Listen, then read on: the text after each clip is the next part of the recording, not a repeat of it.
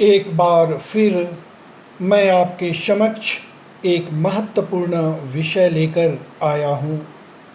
झारखंड प्रदेश में जनजाति स्त्रियों की परिस्थिति क्या है, इस संदर्भ में चर्चा करना है। जैसा कि झारखंड प्रदेश में जनजाति स्त्रियों की परिस्थिति के बारे में बतलाया गया कि दो मुख्य बातें आती है।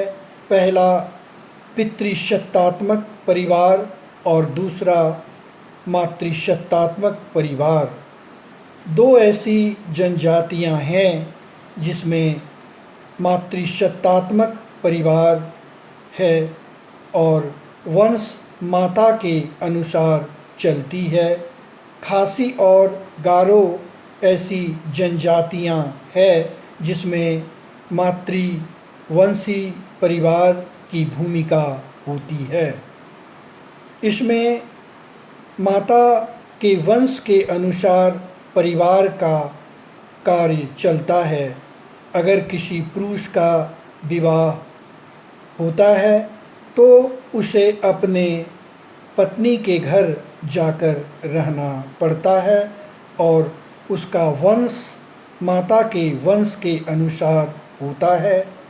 विवाह से पूर्व उस पुरुष पर माता का अधिकार होता है, लेकिन विवाह के बाद उस पुरुष का पत्नी का अधिकार होता है।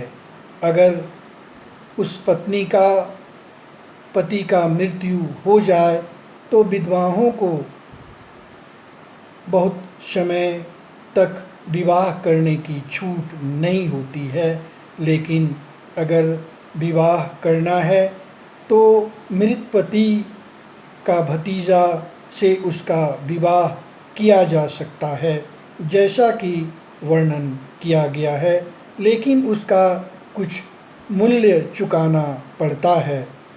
पूजा पाठ में भी स्त्रियों की महत्वपूर्ण भूमिका होती है और जो उसके समीप होते हैं उसे एक महत्वपूर्ण भूमिका अदा करना पड़ता है।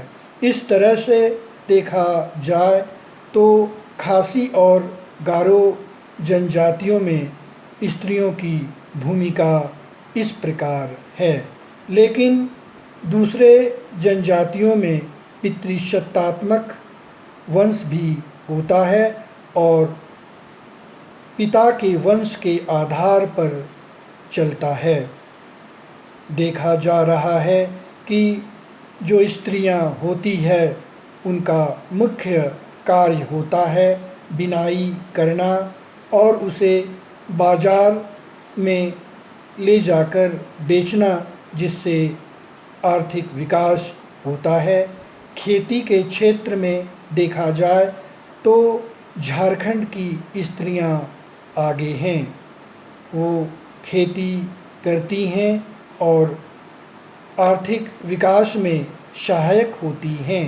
इस तरह से कहा जाए तो झारखंड में जनजातियों की स्त्रियों की स्थिति अच्छी मानी जाती है। आज देखा जा रहा है कि सिर्फ खेती करना ही महत्वपूर्ण नहीं, बिनाई करना महत्वपूर्ण नहीं, बल्कि शिक्षा के क्षेत्र में भी अग्रसर हो रही हैं और आज शिक्षक, व्याख्याता और इंजीनियर बनकर अपने समाज को एक नया दिशा प्रदान की है। इस तरह से देखा जाए तो झारखंड में जनजाति स्त्रियों का विकास धीरे धीरे हो रहा है और आवश्यकता इस बात की है कि उनके विकास में सरकार एक महत्वपूर्ण योजना बनाकर उन्हें आगे ले जा रही है। धन्यवाद।